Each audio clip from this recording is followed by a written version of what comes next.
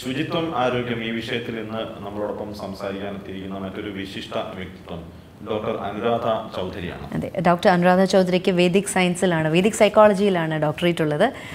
On behalf of Sivagiri Mutt, welcoming Dr. Anuradha Choudhary to the 88th online global Sivagiri THEERTHADANAM.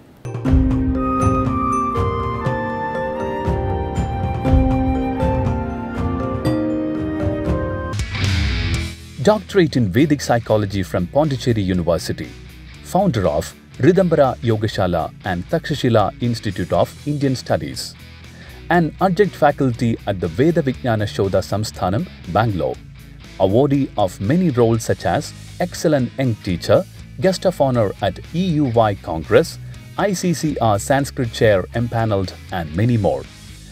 An instructor for yoga and has been a resource person for teaching spoken Sanskrit, yoga psychology, and about the transformative power of mantras at the European Union of Yoga in Zinal, Switzerland, and many other institutions and organizations. Welcoming with great honor Dr. Anuradha Choudhary, Assistant Professor at the Humanities and Social Science Department at IIT Kharagpur for Sanskrit and Indian Psychology, to the prestigious 88th Sivagiri Global THEERTHADANAM to enrich with her great words in the Conference of Cleanness and Health. Dr. Anuradha Choudhary. Welcome to the 88th Sivagiri THEERTHADANAM. Today we have a very special interview arranged for you. Professor Dr. Anuradha Choudhary is here with us. She is from IIT Kharagpur, but currently joining us from Pondicherry. We thank her for being here and being part of the Sivagiri THEERTHADANAM. Now, she is a specialist in Vedic Psychology and also an expert in yoga. So we'll cover these matters with her and get more insights into different aspects of Vedic Psychology, mantras, the importance of sounds and chanting, and so on. So without further ado, let's look forward to an hour of great learning from Dr. Anuradha Choudhary. Welcome, Dr. Anuradha Choudhary. Thank you for joining us. Namaste. Namaste. Thank you very much for this opportunity to address your group. You are somebody who has done incredible work, and then you are infectiously passionate about the aspects of knowledge that you have specialized in. So you have done deep work, and this is what I appreciate mostly, but the power of sounds and words, right? So can we start at that? Can you please share some of your insights about this incredible power that you have discovered in your own experience and through your research work, the power of sounds, language, and so on? Talking about sounds and the power of sounds, I think it's only due that we start with an Om. So it would be great to invoke the entire universe in this one sound as we go ahead. And also I'd like to just offer a small salutation to our gurus who make such events possible. So Om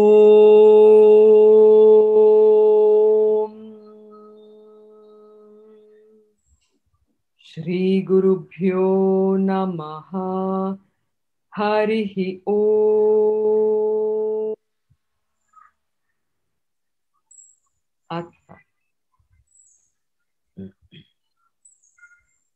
So I think, like I said, the best place to start is with the Om, and then we understand its relationship with the world of vibrations, then connect it to the simpler words that we use in daily life, and how certain languages probably have something more special to contribute in that context. So if one understands what creation is fundamentally it's nothing but vibrations at the end, because some form of energy or the other, and therefore it is in vibration. And because it is vibrating, I would like to consider it to be some form of sound or the other. So let's start at the very beginning with the sound Om itself, and to understand its relationship with the world of vibrations and the effect that these have on us. So first and foremost, everything is nothing but vibrations, because everything is foundationally energy. And if it is energy, then it is vibrating in some form or the other. And that movement is what one can regard as corresponding to some sort of sound. And therefore, the sound Om is comprised of three different letters, the A, the U, and the M, The A is the very first sound that the human vocal instrument can produce. The U is the very last vowel that the human vocal instrument can formulate. And when you go from A to U, so ow. So as you roll the sound out of the human vocal system, the sound in the middle is the O. And with the has its own effect of sort of containing everything, of establishing. Now, this fact that every sound corresponds to a certain effect is a very important idea to understand, especially when we are talking about the sound power, what and where mantras fall into that category. So, if even before that we want to look at ourselves, we see that we are nothing but vibratory beings, as discussed. So at a physical level, I have a certain density of vibrations. At an emotional level, I have a different density of vibrations. Mentally, there's another density of vibrations. And beyond spiritually, there's another density of vibrations. So an individual is nothing but a conglomeration of various levels of vibratory patterns. This understanding of us being nothing but vibratory patterns and the world around us being nothing but vibratory patterns, I think is one of the key understandings that I'm gradually arriving at through just my own personal investigation in this topic, on this topic. So once we understand that, we realize that the moment you make a sound, it leaves a certain impact on the surface it encounters. So if I make a certain sound, I can break glass, change the sound, you no longer break glass. So therefore, when you're putting in every sound corresponds to an effect, an intrinsic effect. Now, when a language captures when a language captures that intrinsic effect, then that sound is not just conveying meaning, that sound conveys experience, direct experience. This is a very important idea. And the mantra, which the definition of a mantra being mananat trayate iti mantra, that means by contemplating on it, one is protected. And what is mananam doing? Mananam is nothing but replaying of that sound internally, which means it is like a reinforcement of that vibratory pattern within our structure. And that continuous replaying of that particular vibratory pattern generates its own experience. And why does it protect us? One reason being that the sounds of the mantra are not normally formulated by the human mind.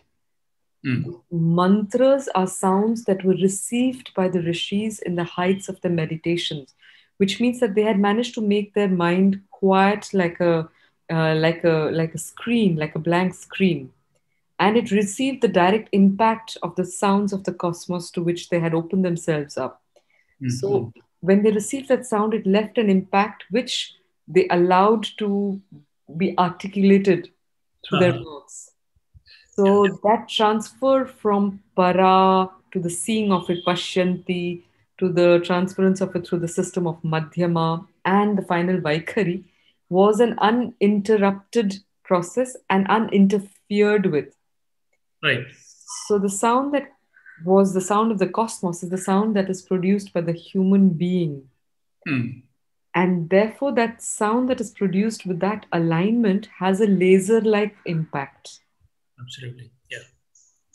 And it also contains the nature of the vibrations of the universe somewhere. And probably it's that clarity of sound production that is the protecting force of the mantra. So you have mananat trayate iti mantra, that protecting, because that sound reorganizes our internal sound patterns. And therefore I say that mantras are like systematized sound technology. They are meant to produce very specific results in different worlds. But just coming back to the sound Om, if I may, so you have the sound Ah, which is the first sound, and it intrinsically corresponds to the sense of an expansion and a completeness.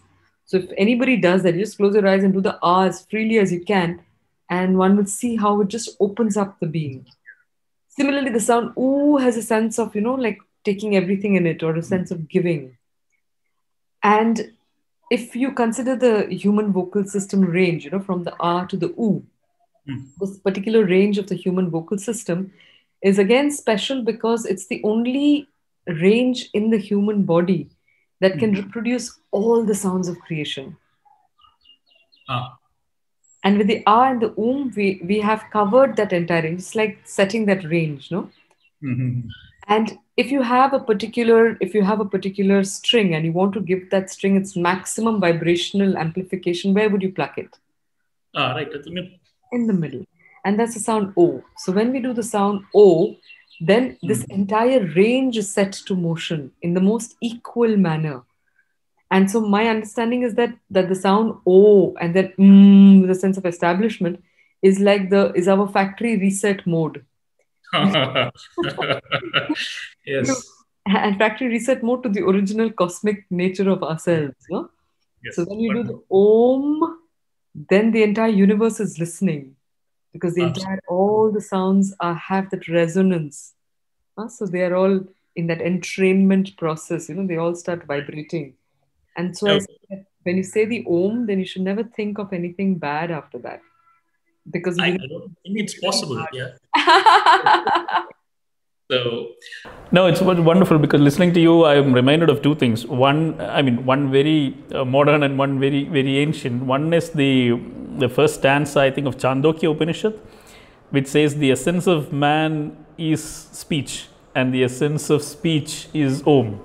So there is an essentiality encompassing thing. And the other one I'm reminded is something that's very familiar with for Malayalis, but not for you definitely.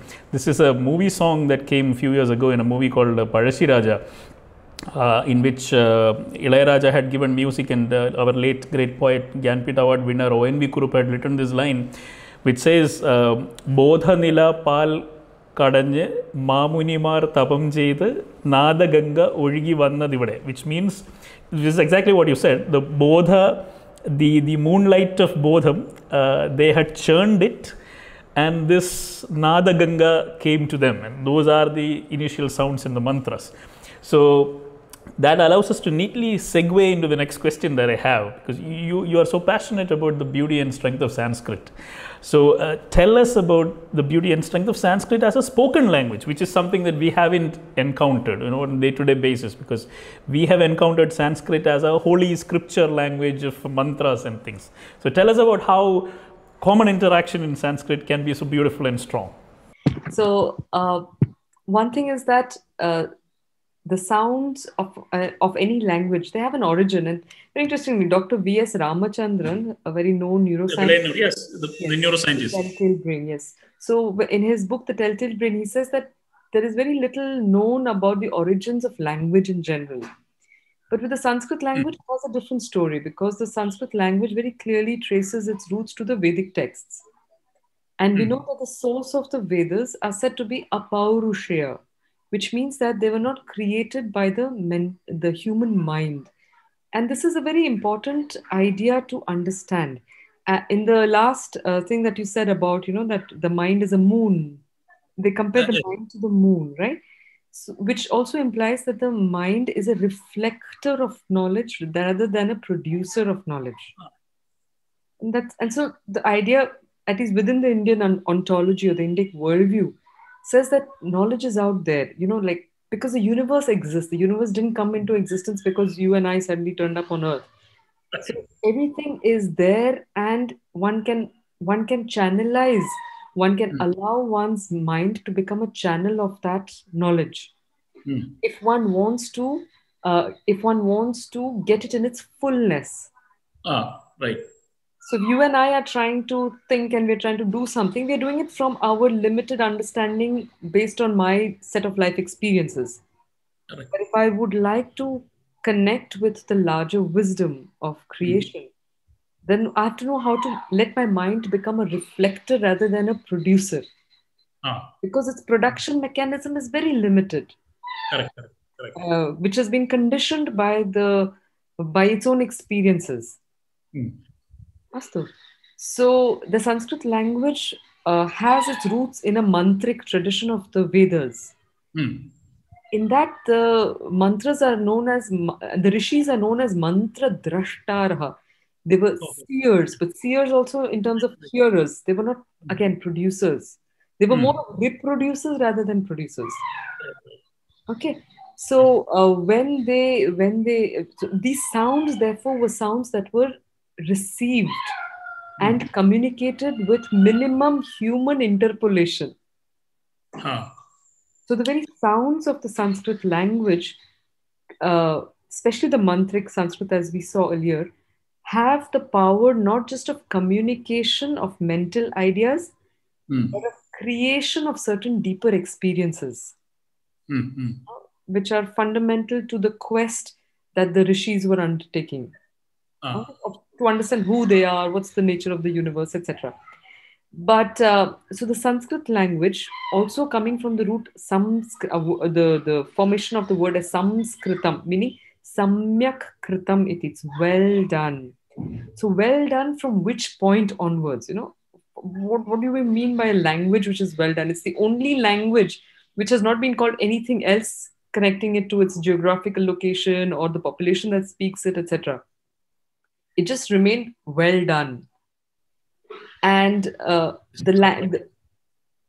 base of any language being its sound structures, the Varnamala of the Sanskrit language seems to capture all the different nuances of clear sounds that the human vocal instrument can produce.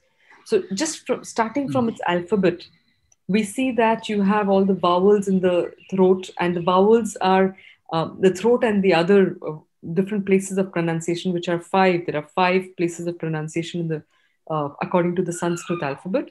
But what is important to recognize is that they have taken into consideration all the permutations and combinations possible from, let's say, the throat, kanthya, the palatals, the talavya, the cerebrals, the murdha, the dentals or the dantya, and the lips, the oshtya, the labials. Okay. And what happens is that when one is articulating these sounds, which incorporates the breath, which incorporates the duration of the vowel, this focused attention on sound production is the factor that helps to Sanskritize our being at the very foundational level. Because to articulate and that's where spoken Sanskrit becomes so special. Because in order to speak Sanskrit, I have to become conscious of every single sound that I utter.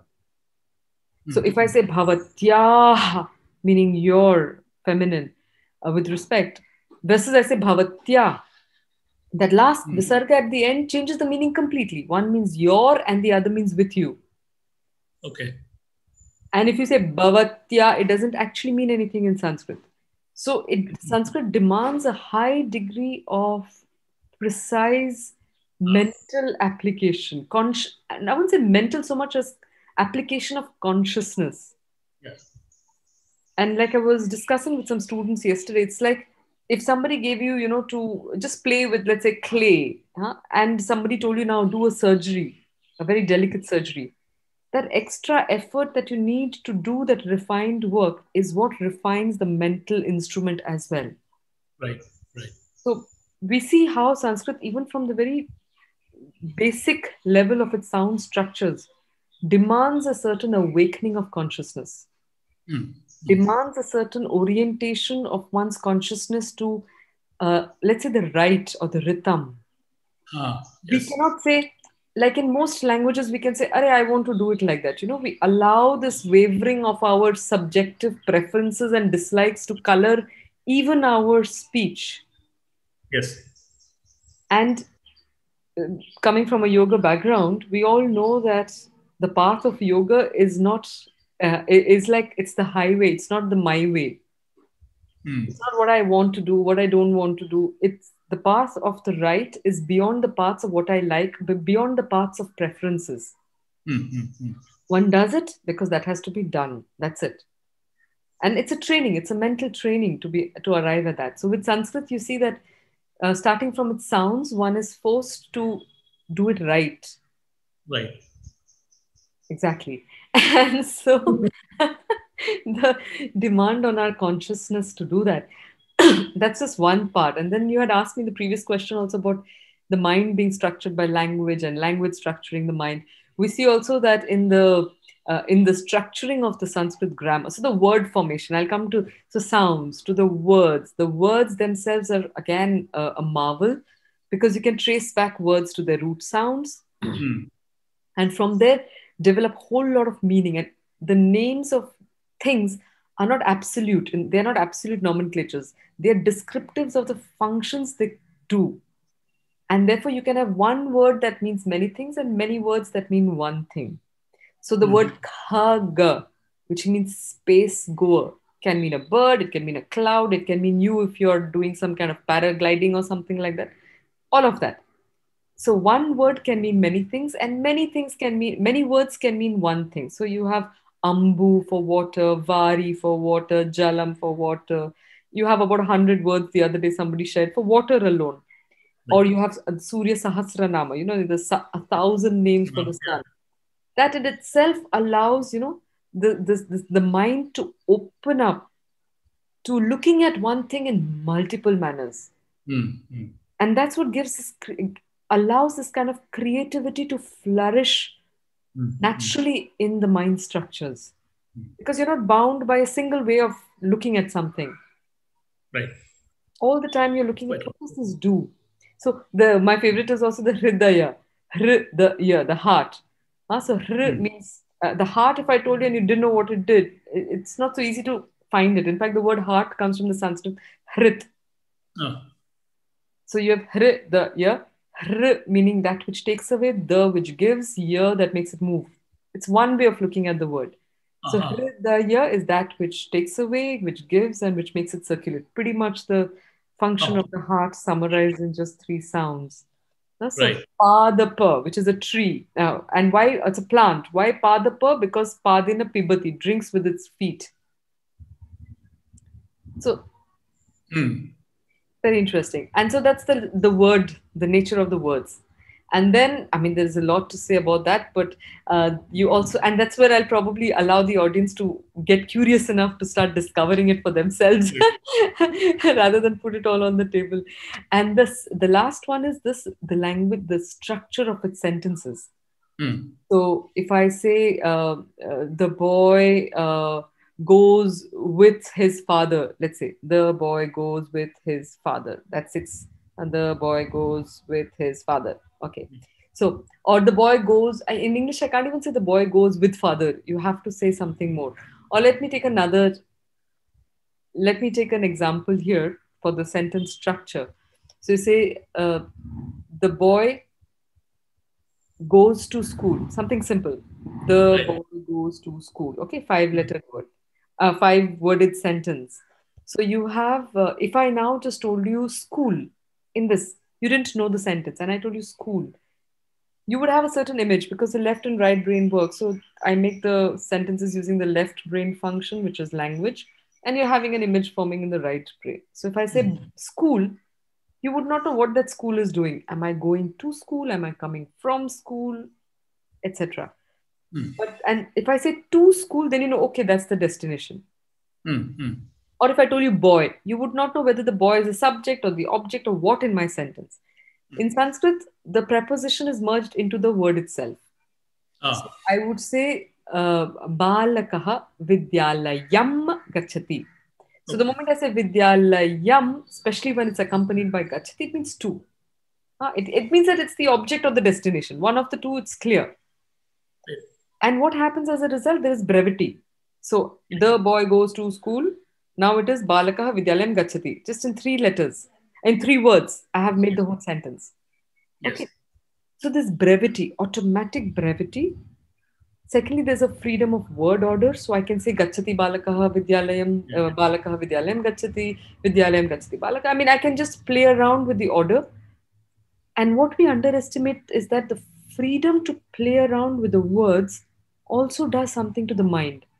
So if I'm limited by always saying a sentence in one way, it leaves an impact on how we look at the world. It's one way of doing it. Fluid, yeah. It's more fluid. Yeah. Now, suddenly you can do it in multiple ways. Right. So for the speaker and the listener, the focus is not on form, but the focus is on essence, really. Right. Many things. Yes, intent becomes important. And also the freedom to the creativity. One can say it in any way. The meaning remains the same. So it it did bring in a lot of suppleness, I would say, in the Indian mind.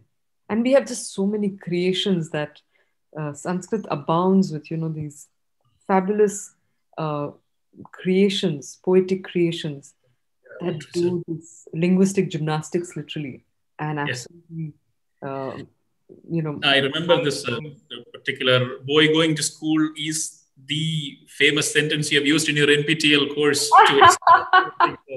And that course has been very, very useful, I think, for thousands of people to get introduced to Sanskrit and then get hooked onto it. But that clearly shows the richness that you can keep adding using simple words. And it's very descriptive, but very brief at the same time. And so just the last thing here is that when you have to speak in Sanskrit, where does the spoken thing become? Because Sanskrit is a language that is essentially based on sound power. It was not so much of a written, it was an oral tradition.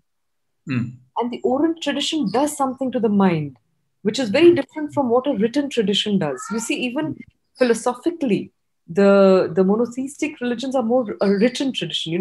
The 10 Commandments have to be written on stone. Yeah. But then what happens is, for example, and this is a recent thing that I've been able to hone on to, is if I tell you the word peace, you can think of peace of mind or piece of cake. Yes. I would not know the difference until I've seen it. Yeah, when I see it, then the mind gets activated. And when the mind gets activated, then my thought process is what is important. But when I'm based on a hearing, on a listening culture, it somehow seems to bypass the mental structures. It's very right, very correct, yes. Because meaning is, there is that Porter experience that you hear it and there is a meaning that emerges. And therefore, mind doesn't have to mediate, yes. There's a mediation there. And therefore, there is a one-to-one correspondence between the sound and the letter also. You have one letter that designates one sound. Most, at least in Sanskrit, it is the case. Yes. And therefore, if I just know how to speak, I automatically know how to read and I automatically know how to write. There's no confusion. Yeah. And that's why it did not have its own native script. Correct. It can be adapted anywhere, yes. Any language that has this, even the Roman script can be used with its diacritical marks and all. Right. So it allows a lot of flexibility and precision at the same time. And the power of its creation, of course. And so the spoken, and just the last thing there is that when we have to speak in Sanskrit, the frontal prefrontal cortex is that which is responsible for decision making. Right. So with Sanskrit, as you speak Sanskrit, you can literally find your brain computing and saying if masculine, singular, ending with this in this letter, and this case, this vibhakti, then that. So much of computing that happens on the spot all the time with every letter. First of all, where you're pronouncing it for, then you put it together, the meaning of it, and then you put it even together, the grammar of it. And it's like a whole, the mind goes like, wow. So I think what that means is we will be more careful with the speech, right? We value the speech that comes out. Because I need to process. There is a lot of process going on behind it. I can't casually throw away things. And that care definitely helps me as a human being to increase my capacity, like you said.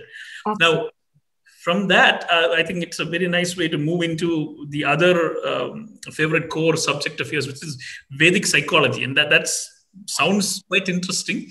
And most of us have absolutely no idea what that is. So tell us about what's Vedic psychology in which you have done your research and your PhD. So my work was done based on Sri Aurobindo's interpretation of the Vedas. Okay. And if I have to give you in a nutshell, Vedic psychology is pertaining to the meaning of the word Veda itself, coming from the root Vid. The root Vid has at least 3 to 4 meanings. The first one being to know. Right. The second one is to be. The third one is to acquire or to obtain. And another one is to think. But if you put it together, it can almost mean that the Vedas is the knowledge on how to be, the knowledge to be obtained on how to be. So the Vedic texts, as we normally understand them, are primarily texts of rituals. But the rishis were using these external rituals as symbols of internal psychological processes. Okay. And Sri Aurobindo arrived at this inner understanding based on his own experience in sadhana, where he had certain understandings. He encountered certain, I won't say occult, but the spiritual beings. He had certain psychological deep experiences. And when he read the Vedas, he recognized a reflection of those experiences expressed through a symbolic language. Okay. So Vedic psychology, the way I have used the term based on Sri Aurobindo's interpretation, is to help us understand that the Vedic texts are records of psychological, psycho-spiritual working. And that is also based on Yaskacharya's understanding. He says that the text can be read at three levels. You can either understand it at the adhibhautika, just the literal meaning. The second one is that it is adhiyajnika or adhidaivika, the two meanings, which says that it is beyond our physical senses, that realm of reality that transcends our physical senses. And then you have the adhyatmika or the ideal spiritual level of things. So he says that one can interpret these words. So if I tell you the word, my favorite is the word sun or agni, for example. So if I say the word sun, we only see that ball of fire. But the way for that, and that's for us, because our understanding of the world is very monodimensional in a sense, at the most bidimensional, but very monodimensional, which means that our reality is determined by the inputs of our physical senses. Thus, we are bound by that, and all our internal processes are determined by the inputs we receive from here, from outside in. For the Vedic Rishi, they were not limited by this mode of knowing alone. They recognize that there are other levels of simultaneously coexisting realities, depending on the lens that one uses. Right. So, for example, they, in their quest to arrive at the fundamentals of universe, of creation itself, of themselves extending into the creation, saw that there is also a subtle world which you can grasp through your inner senses, which is the adhidaivika or adhiyajnika. Why adhiyajnika? It's very interesting because the word yajna implies a process of an offering or an exchange. Right. It comes from the Sanskrit root yaj, or even further down to yat. So that which you give, you will get. So the entire universe is in a process of an exchange. We are giving and we are getting. Okay. But not just in our physical world. This is happening at a subtler, occult level. And we all know that from the Indic worldview, the subtle world is made of this energy stuff, which is conscious, self-aware. So Sat, Chit and Ananda qualities. When it manifests itself in the shape of that fire ball, the sun, also has a living presence behind it, which is the Surya Devata. Correct. Because it's a self-conscious energy that is behind everything, fundamentally. So because it has the Devata concept, there is this illumined being concept behind the sun also, behind that energy form. The rishis could communicate with it, because there is a living force underlying. There is a conscious, I won't say living because we tend to make it flesh and bones, a conscious force that is underlying the appearance of that physical ball. And then they took it to the third level, the adhyatmic level, where they said that just as the physical world enlightens the human world and nourishes it and all, the sun is a symbol of the truth that illuminates our inner world and nourishes it.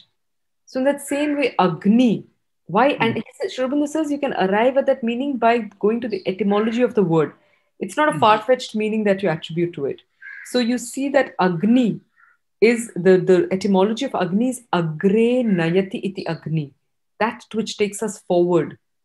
Okay. So that substance, even physically, no matter which direction you put it in, will always burn upwards. Right. So psychologically, it implies the willpower in man that is always, aspiring, always burning upwards, taking us towards things. That's why you say that person has the fire to do something. We see how the English language has also captured this aspect. Right. No? So that's the thing. So then, and Agni, you cannot do anything in life without lighting Agni. And that's why the yajna becomes the core ritual of the entire Vedic lore. One has to light the Agni in order to do anything more. And in that Agni, to keep that Agni burning, to keep that Agni kindled, we have to add Ghrita. Ghrita, coming from the root Ghr, means a shining substance. Okay. And psychologically, it corresponds to our illuminated thoughts, the clarity, clear thinking. Moonlight, yeah. The moonlight again. So the clear thinkings, and they are mutually feeding. So more fire, the head, the mind, which is normally like butter, opaque, gets more translucent, becomes clear, and that feeds the will. Okay.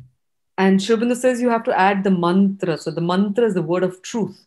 So if you really want something, the more you add it, because to say the truth, you need another kind of alignment, another level of sankalpa. Right. Sankalpa being nothing but aligning from all directions for a particular goal.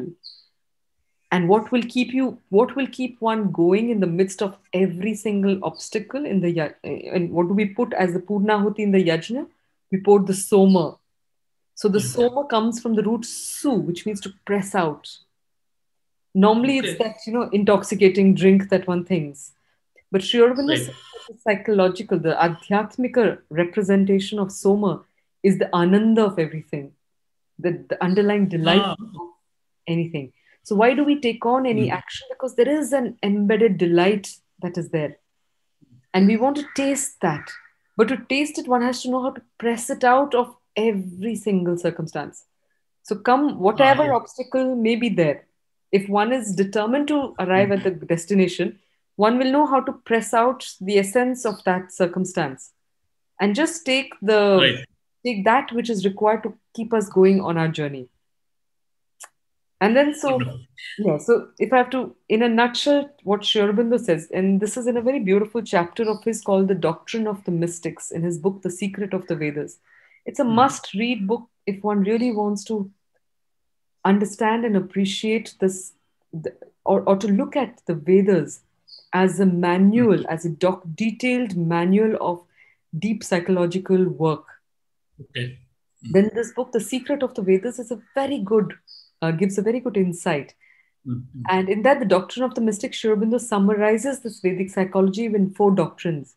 He says the first is that the human being is an imperfect creature as such, and we are trying to go towards our perfection. And because everyone is unique, there are these paths of the right. It's for each one of us to discover our original blueprints, which represents the best that we are capable of being. We all have, it's a mathematical reality that anything that exists in creation has a mathematical optimum. Yes. Which means the ideal. You're the engineer, so you can, correct me if I'm saying. So there is an ideal in the formation of anything. Right. So that's the notion of the Satya in the Vedas. There is a Satya. But that Satya is unknown. So in order to know it, one needs to do the rhythm. One has to do the right thing. So that is the rhythm. And then the consequence will naturally be the best. Because if you have an ideal blueprint, you manifest that in reality. The consequence, you don't have to strive for, getting excellence. Excellence will be a side effect. So he says that we all are imperfect and we have the perfect, we have the possibility of arriving at our highest potential is what I will call the perfect. All right. At all levels, at the physical level, at the emotional level, at the mental level, at the spiritual level. Right. The next one is that there are many paths to that. Ritasya panthaha, paths to the right. Because everybody's blueprint is unique. Right. Our rights would maybe go some way and then we can agree to disagree on certain things. Goes forward. And then you have the the image, three images, he says. So you have the first image of the battle of these forces of light and the forces of darkness, the devas and the dasyus. The deva coming from the root div, the light. So these forces are battling in the human battlefield to either sow seeds of light or darkness. Yeah. Because the way I understand it, the summary of the Vedas is in two games that we can play, two kinds of investments we do, either light or in darkness, either expansion or contraction. That pretty much summarizes, in my humble understanding, what the Vedic psychology is all about. But anyway, that's the battle. And man has the freedom to choose which side you want to fight on. But consequences. So if you fight with light, you're investing in getting back the lighted self. Right. Enlightenment. When one invests in darkness, and that investment happens in the level of speech, in the level of thought, in the level in thought, speech, action. You can't be investing in darkness and suddenly hope that enlightenment will fall upon us. It doesn't work like that. And so that's the first image. Second image is of the yajna that I talked to you about. Yes, a sacrifice. And whom you're offering to, why you're offering, how we are offering. Because that will determine what happens finally. What you give, what you get. And the third? Finally, we have the journey, the image of the journey, that we are going from smaller heights to greater heights. That's the good news, that there is no backtrack. We normally on a progression.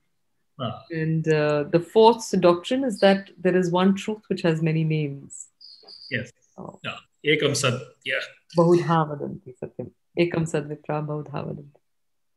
Wonderful. Now, a lot of things that you said will help me segue into the last question that I have, which is the concept of happiness, right?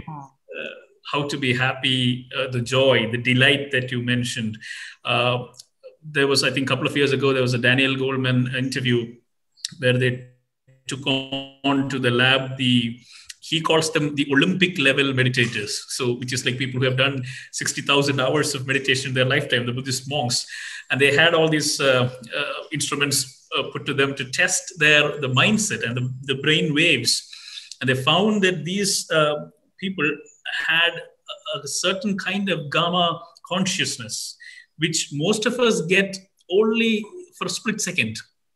So he says the example of when you bite into a very tasty apple, for a split second, you experience all this kind of the gamma thing. But these guys are looking at every moment of their vacant state as that. Every experience is open to them in that kind of richness, which kind of reminds me of the pressing and the squeezing of, you take the essence of every experience that comes your way.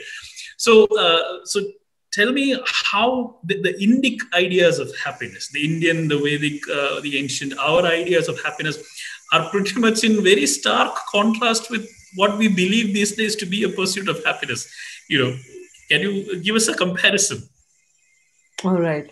So I think from a Western approach, they talk of two kinds of happinesses largely. First and foremost, it becomes very important to recognize the fact that all of us, directly or indirectly, we are in the pursuit of happiness. We are searching for happiness. I mean, whatever one does, at the end of the day, it is to experience some form of happiness or the other. So that's like one of the most absolute goals that are there, articulated or not, but that's one of the important goals of life. Then the question that next would emerge is, one question could be, why is that such an absolute goal for all of us? Is a natural question that could emerge.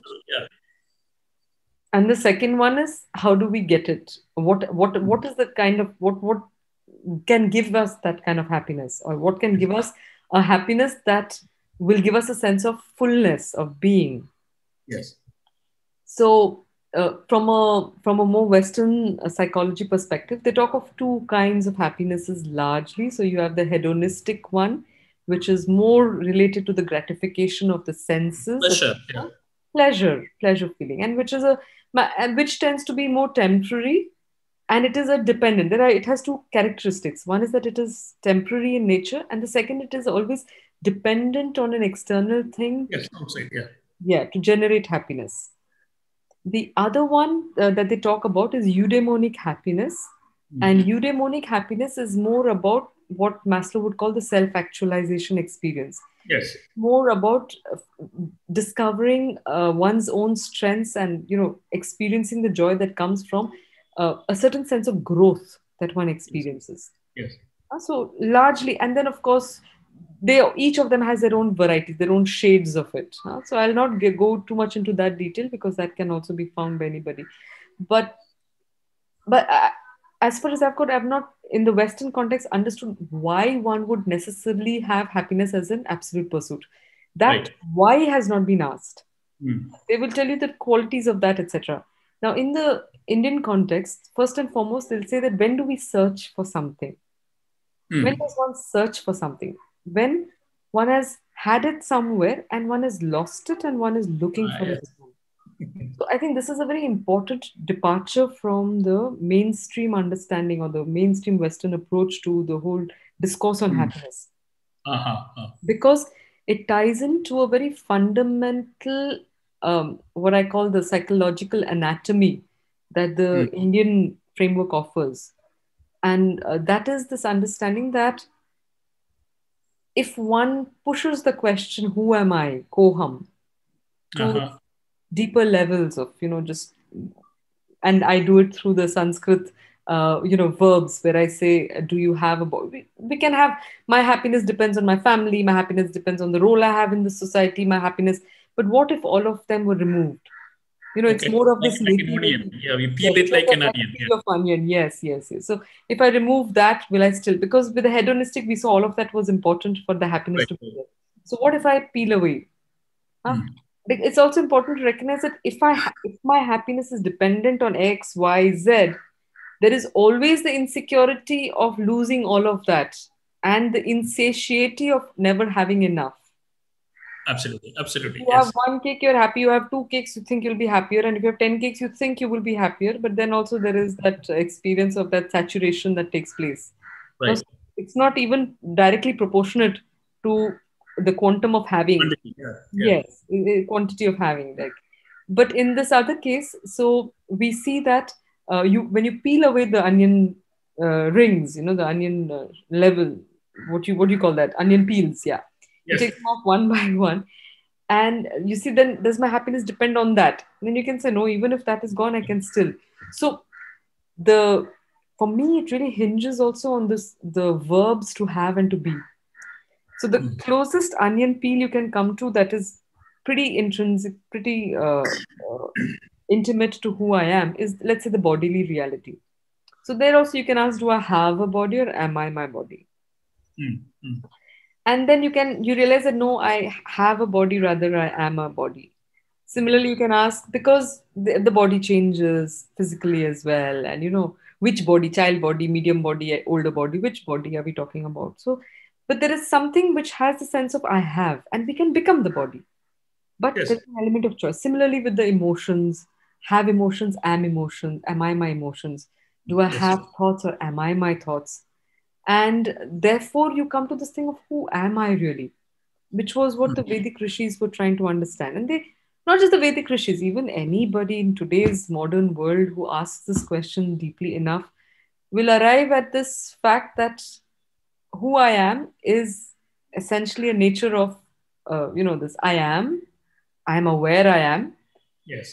Just these two are normally sufficient to experience the state of bliss, because that state of amness has no conditioning. If I just am, I am not this form. The moment I have this form, then I become careful about preserving that form. The whole Abhinivesha in the Yoga Sutras, you have to preserve that form because that identity is important. I have these emotions. If I become suddenly somebody else, I will not recognize myself. Or my thoughts, if my thoughts suddenly change drastically, maybe I'll not be who I am. We are so attached to these limited concepts of who I am. So they say drop all that and you will come to an amness which is just is, and therefore blissful because I am. And so they said that happiness is our intrinsic quality.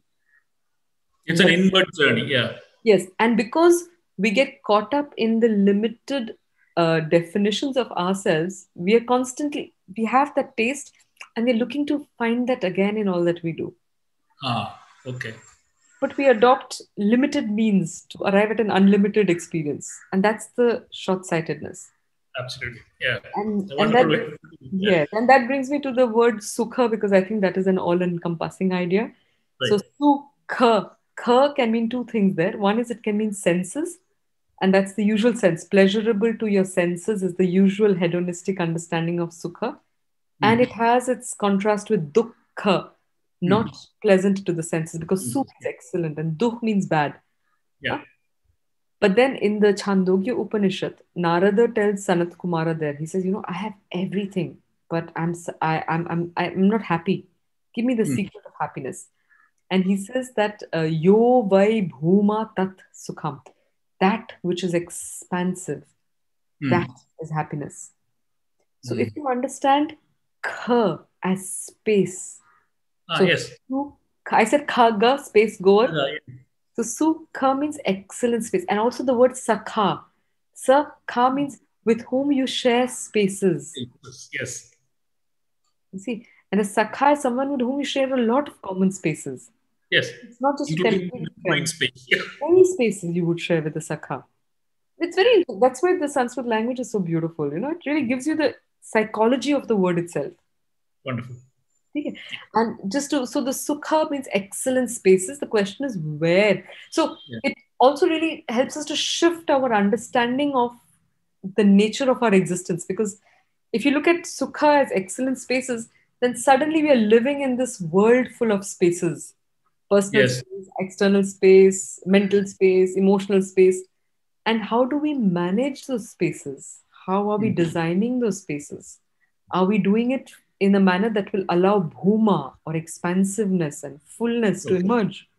Or are we looking after it in a way that will be narrow? What are the senses filling into that space? Is it a noisy bazaar of all kinds of, things, noises? Or is it a peaceful space where I have the time to sit and look out into the green mountains? Yes. So it all depends on the kind of space that one is allowing to enter into the system. And therefore the vastest space is when we are in touch with ourselves. There is a full alignment of mind, emotions, body, spirit. When that alignment happens, then infinity emerges, basically. And Thank you so much. That's been a wonderful way to bring talking about space. Yes. Can I just add one last thing? Is that the word happiness also is very important to understand psychologically. It comes from the root hap, which means to feel fortunate. So if one has an experience of gratitude, one will always be happy. Yes. So just the etymology makes a big difference of words. Yes, it's wonderful to close in terms of space because we have ran out of time, which is thank you very much for spending this 1 hour with us. It's been wonderful. It's a wonderful learning experience. It's always a delight to talk to you. So many things to learn. And I think we didn't even scratch the surface of any of the topics that we touched. But that makes me extremely curious. And I hope the audience is also very, very curious. So thank you very much again. We hope to have more lectures from you, learn more from you anytime. Thank you very much for spending time. Bahu dhanyavadaha. Everybody, Sanskritam pathantu, Sanskritam vadantu. Okay. Speak and learn Sanskrit. Dhanyavada. Thank you very much. Thank you.